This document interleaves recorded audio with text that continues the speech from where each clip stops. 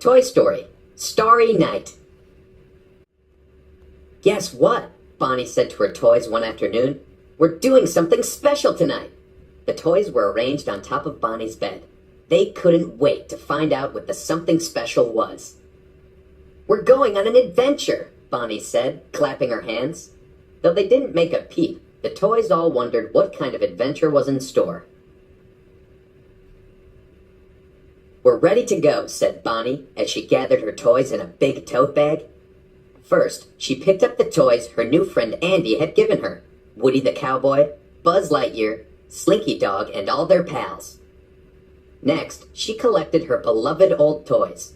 Buttercup the Unicorn, Trixie the Triceratops, a hedgehog called Mr. Pricklepants, and a rag doll named Dolly. We're going to have so much fun, Bonnie told them excitedly. When Bonnie ran off to find a flashlight, the toys came to life. I hope there won't be any scary animals, Rex the dinosaur whispered. Maybe we're going to explore the attic, Trixie guessed. Before the friends could finish guessing, Bonnie burst in with a big smile. We're camping out, she announced as she scooped up the bag with all her favorite toys. Moments later, they were in a tent in Bonnie's very own backyard.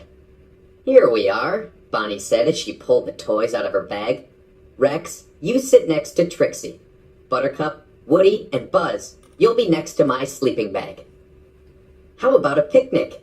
Bonnie suggested as she passed out toy plates and food. Just then, they heard Bonnie's mom from outside the tent. Dinner time, she called. Bonnie jumped up. I've got to go eat my dinner, she said, but I'll be back soon. Left alone in the tent, the toys began to explore. This sure is comfortable, said Jessie, admiring Bonnie's puffy sleeping bag. Yes, the accommodations are quite satisfactory, Mr. Pricklepants agreed. Well, shine my spurs, Woody exclaimed, noticing an electric lantern on the ground. He turned it on, and a warm glow lit up the tent. Gather around, guys, he called out. Let's have a sing-along, Woody suggested. The cowboy began to sing Camptown Races with his hat over his heart. Jessie soon joined in, and Bullseye stomped his hooves. And when the first song was over, everyone wanted to sing some more. After a few tunes, the toys decided to head outside to explore the backyard. Mr. Potato Head opened the tent flaps. The coast is clear, he said, peering out into the dark. Look, the stars are out, said Buttercup as soon as they got outside. Buzz smiled and pointed to a constellation.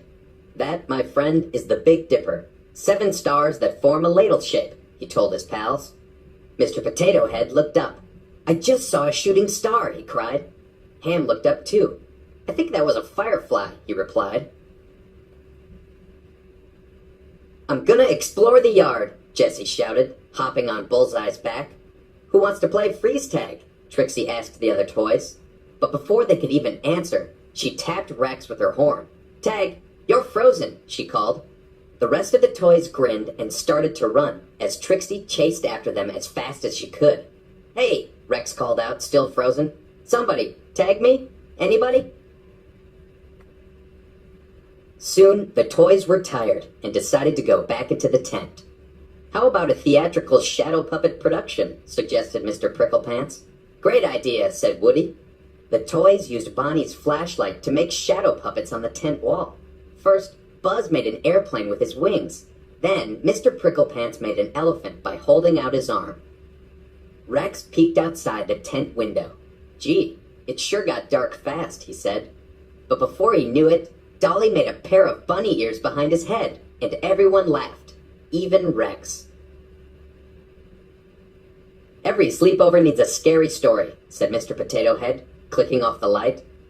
Once, there was a little toy that got lost in the forest. The very dark forest, he began. Rex started to shiver. Just like now, he said. Suddenly, there were footsteps, Mr. Potato Head continued. Just then, the toys heard footsteps outside the tent. Like now? Jessie gasped. A monster was coming, Mr. Potato Head went on. Ah! Rex shrieked as a huge shadow loomed over the tent. The toys flopped over, and all went still. The tent flap opened wide. I'm back!